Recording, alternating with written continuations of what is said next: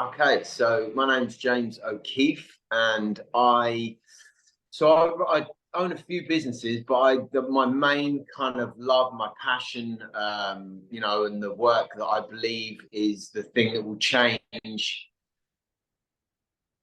like just change something, like do good for the world is Unguarded Warrior. Yeah. And what we are is it's a difficult thing to describe, but it's a men's mental, physical, spiritual, and emotional movement. And when I say movement, it's because we're providing a space that men can, learn some new tools, some new techniques to manage the madness that goes on inside our heads every day. Yeah. That's just what I believe is really powerful about Unguarded Warrior. Yeah, which is, yeah, I was going to say it's very powerful. I think that's like the key word here, powerful. And before we get into a bit more about what you're doing now, I always feel like it's important to reverse the clocks a little bit and work out who you were before. And am I right in saying you had like quite a hectic past, MMA, football, like almost like that real laddish culture in a way, which I've sort of had some involvement in as well myself. Is that right? And if so, how did you go from someone who was literally a warrior with their guard up to now someone who is the unguarded warrior and open to all these new experiences? Nice, mate. Lovely, lovely question. Yeah, I was the epitome of the worst kind of man there is. I was judgmental. I was bigoted. When I was younger, I was racist. I was violent. I was scared. I was angry. I drink. I would treat women badly. Everything was about my ego and proving myself. And because I didn't realize it's because I was such a scared little boy. And you've got these big tough men running around, like I thought I was, even though I'm not big. But that's another part of why I wanted to prove myself as something. I was into violence. At 14, I was a football hooligan. And from a young age, I was always fighting and into just that kid at school. You know what I mean? That naughty kid, that angry kid, that mad kid. And then my dad, I got kicked out of 15 and a half. I lived on the streets for a little bit, only a couple of nights, but it kind of changed me in a lot of ways. And then I moved in with my dad. He then kicked me out and he died. He drank himself to death when I was 16. So it was just everything was mad. Then it was like, oh, this is now my ticket to go off the rails and just go mad. So I did. It was like, oh, it's okay. I've been validated in my victim, in my poor me, in my scarcity mindset. And I just went off the rails even more. I started dealing drugs. I started doing a lot of drugs. And I got in with some bad people then. I managed to kind of move away. I moved away, funnily enough, 25 years this year. I moved because I lived in London when I was younger, but I was living in Norwich then. And I moved back to London with a bin bag full of clothes. I was £7,000 in drug debt to some drug dealers who wanted to literally threatened to drive a burning car through my girlfriend's house in Norwich, where her parents lived. And I just started my life as best I could again. And is that what it was then? It was that real threat of if I don't do something, I am going to end up in serious trouble or dead. That was the thing that sparked it for you, or was there something else that you saw? No, because even then, I still was doing drugs. I was still dealing a bit. I was still, still up to no good. I was still fighting. I was still drinking. I was still, being the womanizer. I was doing all of that stuff. It took me a long time. It took me until my late 20s, early 30s, when I really had to click out of it. I was educating myself. I was learning about, health, wellness, I knew I wanted to be better. I knew I wasn't happy with the man I was. And then I met my wife, who's obviously, you know, my girlfriend then, and Beverly Knight, who is the singer and actress and all of that. And it made me really have to look at myself. And then I had to tell her about what I'd been like, because I didn't know whether you know, like it would come out in the paper. So I had to tell her. And that was a really hard experience, you know. But there was still a lot of stuff I was hiding. I was still occasionally doing drugs. I was still doing this. I was still drinking too much. I was still, you know, just not being true to myself. And then it was the journey. Then it just came. Then I really wanted to go into self-development and, you know, self-help books and, you know, different modalities of health and wellness and mindset and learning and reading and just becoming a sponge, you know, of wanting to be better every day, mate. You know what I mean? Just really, just an appetite to change and to be better. And I'll be honest with you, the last 15, 16 years have been insane as well. I've had some really dark things, you know. I lost everything I had. I've had, through no fault of my own, I had gangsters come after me with, you know, trying to extort money out of me at gunpoint and shit like that. Mad shit, like mad. No, that didn't come from me being shady, but it was the things I was, the circle I was moving in still, you know. So it was like, I'm a big believer in that I believe that we manifest what comes to us, and we give energy to the things that happen to us. Things aren't always our fault or our issue or whatever, but we've got a part in everything that happens to us, if that makes sense. Yeah, no, so it makes a lot of sense. Yeah, so I believe that everything we do has a consequence, and I wasn't being true to myself still in a lot of ways.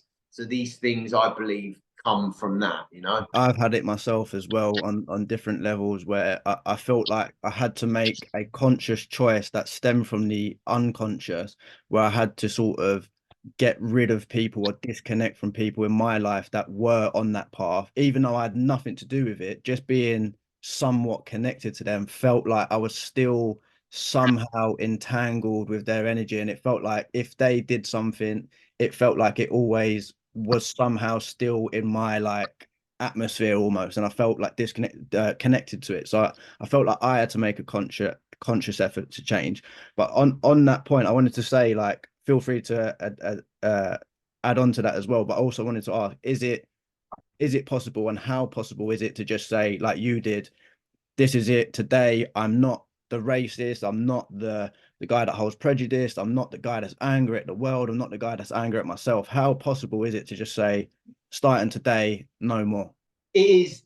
When I say anyone watching this, anyone listening, particularly if you're a man and you are in that world, it is possible more than you could ever believe. But you have to make the choice. You have to stop believing that you are the victim. Like men now, we're it's almost like we're put in this victim mode. We're believing it. Oh, poor me. Oh, what about white men only? And blah blah blah. Fuck, shut up.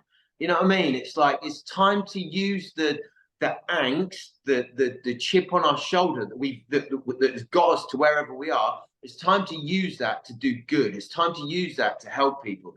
It's time to do that, to use that male kind of like ego that we have to have, and that spirit and that drive and that kind of, you know what I mean, that get up and go that men have got, to use it positively, not to be shady, not to make other people feel what less than, you know, just because we do.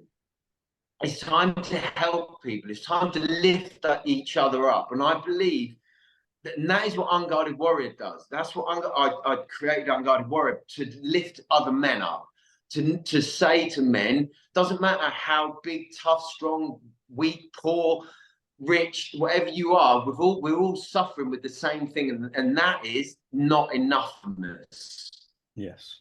Yeah. We're suffering with the feeling of not being enough. And that is why we do the things we do, good and bad.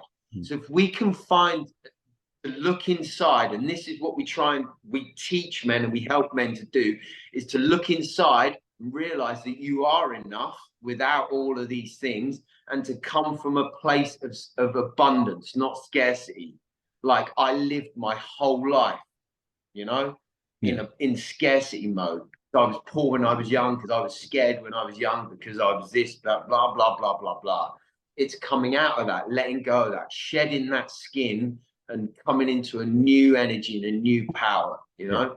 Yeah, I think there's definitely something to be said in that, because if you look at like the journey from a male's perspective, there's no like ceremonial moment where you can say, I'm now a man, like I went and done this. And I think there's a lot of people crying out for that, isn't there? That understanding of how do I shed my old self, my child self, and move into becoming a man. The initiation, we've lost the initiation process. You're beautifully, mate. You're very obviously very aware of this stuff, and it's great to hear that, you know. But it is, and that is what the so we Unguarded Warrior, we run retreats, and we take men who think they're men. We take, because we're all little boys still. We go from little boy to man over a weekend, and it's about initiation. It's about shedding that skin. It's about realizing that we have what's inside of us. It's what's inside that will get us through, not what we're externally validating our lives with, money, women, you know, power, anything like that. It's what's inside that we will not only fix ourselves, you know, but we will also be able to make the world a better place. And it sounds, you know, like, oh, fluffy, but it doesn't matter. That the reality is, we to do good, you've got to be good. You know what I mean? There's so many things. You've got to be the kind of person to want to enact change and be and help people, and because it's where everything comes from. It really is, you know. So Yeah, and on that point, just switching gears slightly, but still related to the same topic, like what are your thoughts on the male figures that have sort of popped up recently, especially like on like social media, like anyone from like Silverback Tarzan, the guy, I think he lives in Brighton and he's always doing pull-ups and doing the human flag on the poles and stuff, and he's ripped to shreds. Love that guy. Yeah, like people like that, all the way to like Eddie Abu, who does like the food and goes around Tesco and like tells people about like how to eat properly and like eat like a real person should, all the way to the Jordan Petersons, Andrew Tates, whatever it may be. What are your thoughts on these figures? And in your advice, is this the way people, especially men, should be taking in information, or do you think they should be looking internally? Or how do you think people should start sort of taking action? So great, mate, great question. I think we have to be very careful of the people that we put on a pedestal for a start, because we're all fallible, we're all human, we all make mistakes, and I think first of all we have to be very careful of particularly people in the public eye, of either villainizing them or you know, worshipping them. I think we have to be very level-headed in what we think these days, particularly, well, in all days, I believe. So one of the best things my dad, and the only thing my dad ever said to me, really, that was a real kind of brilliant thing, was there's three sides to every story: yours, mine, and the truth. And yeah, right. I believe in there's many truths. I don't think there is one truth. And people will say, well, my truth is the truth. Well, actually it isn't. And if you are saying that, then you need to have a real look in the mirror and work out what is going on.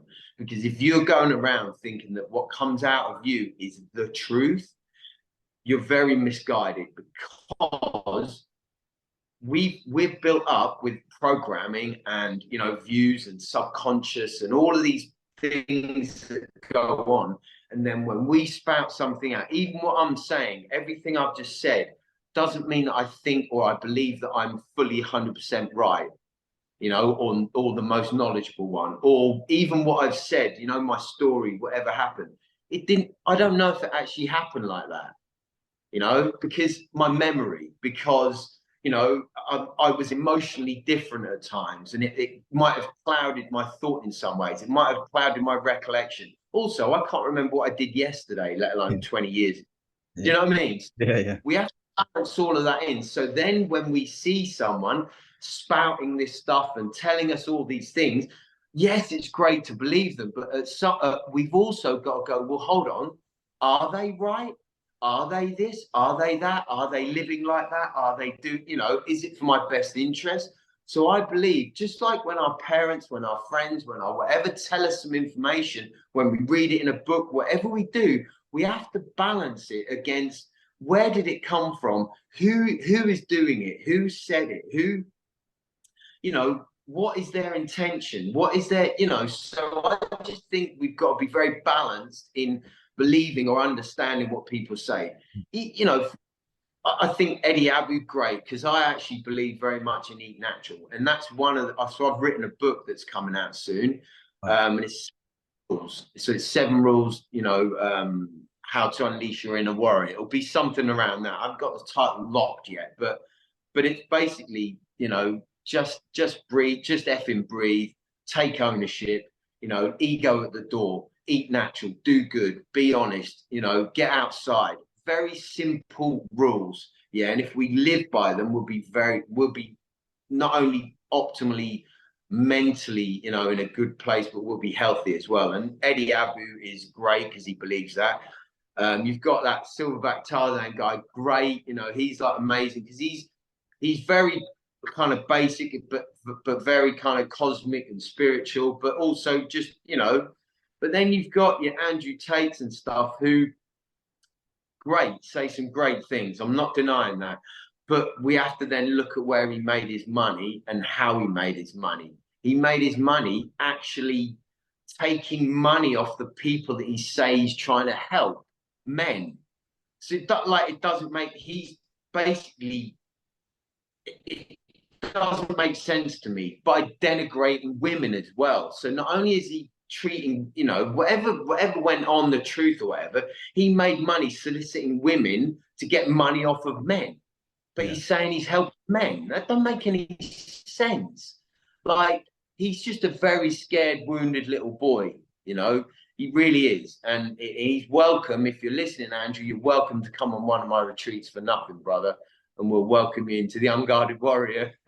Yeah. I love that though, and I think you're right. There's definitely, I feel like the overriding theme is something. I was going to ask, what is the thing that stops anyone from going on to make a change or achieve anything? And I'm starting to feel like it all stems from that childish feeling and things that went happen on in childhood. But do you agree with that? What do you think it is that actually stops people from achieving? Because the things you said there that are going to be in your book are so easy to go out. I'm breathing now. I can just step out my door. I'm outside. Like, they're so easy to achieve, but have such an impact on us on all different levels. So what is it that stops people doing that, in your opinion? So there's 2 things I believe. One is I believe so to do the deep work. So why I used to drink and do drugs and all of that is because I hated myself. Okay, I hated my life, and I didn't want to face up to that. So it was easier to drink. Like, my dad drank himself to death because there was some pain in his life that he couldn't deal with. He couldn't face it. And it's easier, men particularly, and human beings in general, it's easier to not face stuff and soothe ourselves and self-soothe, and, you know, just kind of get away from it, than it is to actually face it. Because the only way to face a problem is to go inside, is to look at ourselves and break ourselves down and then rebuild. And it is scary, and it is hard, and takes work, and it's never ending. That's the issue. But then we get conditioned to the easy way, where it's either eating, drinking, porn, smoking, drugs, whatever it is, we think that's the route because it's giving us a feeling of like forgetting about, taking us away from what is our true, you know, like inner whatever that problem is. And we think it's easier to do that other thing than face the problem. And often the problem isn't as bad as what we've been made to think it is by our own brain. So this is the other thing. The big part of what Unguarded Warrior is, we want to stop male suicide. And I believe male suicide stems from shame. And I believe that we build, and I've been there. I've wanted to end it 3 times in my life, and it's for different reasons. First was drugs. The other 2 times were losing everything I had, you know, and that shame that I got from that nearly made me do it. But it was all in my head, you know. It was all, you build it up, and men particularly, we build all these feelings up in our head, and then we feel like we're stuck in a corner. Okay, how old are you? 25. 25, right. So you're coming into this, you're starting to realize a lot of different stuff. And I feel like nowadays, you young men, you're realizing a lot more, younger, but it's as if there's still the pull of all this other stuff that's really stopping you. Go, oh, I know what the question was. Is the change? Yeah. So it's like I feel like the pull of all this other stuff is still so alluring. You know, the pull of, like, you know, getting the women and the Lamborghini and the this and the that, and I feel like the lure of that is still so beautiful. It's like, oh, I go towards the shiny things, you know, rather than going inward and realizing that, you know, yes, a Lamborghini's nice, but if you've got to look at why you're getting the Lamborghini and why do you need it and why do you want it and what. So I think it's okay to have Lamborghinis and you know, a beautiful wife, and I mean, I've got a pop star wife, you know what I mean, and I like nice things, and you know, but it's why. What's our intention? Why are we doing it? Are we doing it to prove something, or are we doing it because actually that's okay to live that life? But are we doing it, you know, because of, or, you know? So I just, and are we doing it nefariously? Are we doing it, you know, at the gain of someone else? That's Andrew Tate. You know, he's getting all this money and power and everything, but he's doing it against the will of other people. We can still attain this stuff by helping other people and doing good and being a good person. You know, I was a fucking drug dealer. You know what I mean? You know, but I okayed it because I was poor when I was young and I didn't have anything, and my poor me, and whoa. You know, that's what we have to be careful of, is okaying the stuff we're doing, if that makes sense. It makes a lot of sense, and I think, yeah, that sense of self accountability is one of the themes I've got from this. Letting go of your childhood, or at least working out why things are the way they are, and also sort of having that forward thinking vision, which leads me to my last question. 1, what's next for you? 2, how can people get involved? And 3, cheekily tying a little bit as well, how important is it for you and for others to be involved in that community and have that sense of community? Because you've had the likes of Scott Thomas at your retreat, and I've seen what he does with his community as well. And I just see like people getting together finally. And for me, it just feels refreshing to know that's happening in the world. So yeah, in those, what's next? How do people get involved, and the power of community? So what's next for me is to get them to spread the word, to you know, to get men together for a start, to talk, to be able to, because we're not about just turning up talking, that we action based. We're about, you know, exercising, right, getting outside, you know, getting together, you know, doing stuff, you know. We of my retreats, we do self-defense and jiu-jitsu, and you know, like we you know, it's not just, you know, we don't just sit there chanting and doing, you know, it's not that. You know, I used to box, I was a pro MMA fighter, so you know, we're about movement. We're like the old school Romans. You know, your body has to be functioning. You know, as a man, you have to have hardships, and you know, mentally and physically. because then we release some of the angst that we have. So that's what I believe is I want to get men together to talk, to be open, to be vulnerable, to be kind, to be strong, to scream, to let go, to all of those good things. And that's through different events that we put on and you know, breathwork classes. You know, I'm a breathwork coach, an oxygen advantage breathwork coach. So cold water is a beautiful thing we do. So it's just building a community. I really want to get a community together. And that's the one thing I'm struggling with. So I'm putting it out there to anyone listening, you, whatever, to try and build a community of men that we can all help each other, lift each other up. That is my goal, and me and my partner in this, Kane, who's a beautiful human being, is 1 million men strong, to lift each other up and to come together and to be powerful, good, honest, kind, loving, generous, strong, like insane men. But just that it's all inside, and it's, you know, so that's the thing, like, it's okay to have that madness inside. We have to remember that as men. It's okay to have that animalistic feeling inside, but that's where it can stay. It doesn't have to come out when your wife says something that triggers your little inner child, you know. So we do inner child work stuff. We talk about that. We you know, all of these different things. But yeah, you can find me Instagram, you know, Unguarded Warrior. James O'Keefe NRG on Instagram as well, my personal one. Unguardedwarrior.com.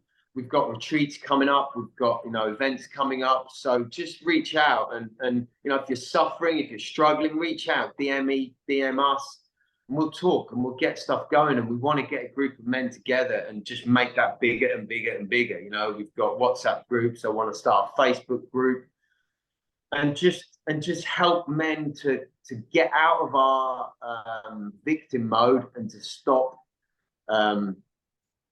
suffering, you know, and particularly in silence, and do something about it, you know. I love that. And mate, it's been an absolute pleasure and inspiration talking to you today. You've definitely brightened up my morning. It's only 10:30, so thank you so much for your time, and have a great day, mate. A legend. I appreciate the work you're doing, buddy. I really do. Thank you.